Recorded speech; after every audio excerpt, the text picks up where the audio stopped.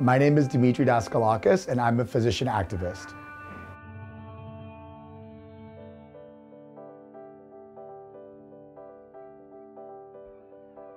I am mainly an HIV doctor, and the main work that I do is both taking care of people who live with HIV, as well as working with people at high risk for HIV to prevent infection.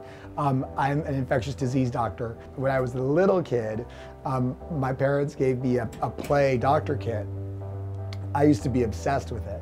So they would bring their friends over, and I would take their coats and say, you have to let me take your blood pressure and listen to your heart.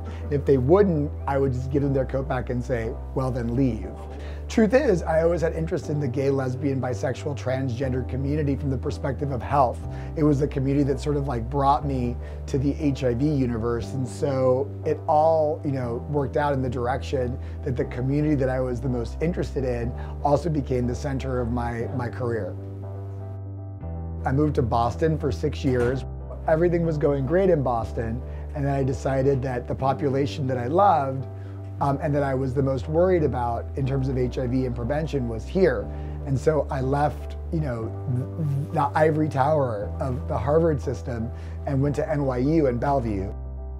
In New York, in 2012, 2013, there was an outbreak of meningitis among men who have sex with men. And there was a lot of stagnation in sort of generating a vaccine response. And with the help of New York City, the Department of Health and Mental Hygiene, and the Gay Men's Health Crisis in New York, or GMHC, I sort of pushed the envelope and said, we have to do this and do it big. And so we really took vaccines out to the street, to the people, and we probably at least were a piece of stopping a deadly outbreak.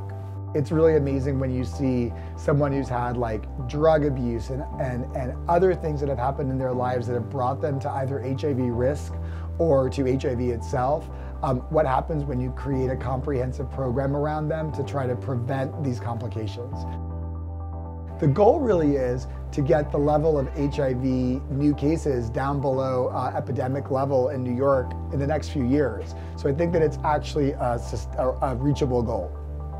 Even though I'm a Greek American and was born here and lived here, I often take inspiration from my family and what brought them from Greece to the US and the love for which they had for Greece.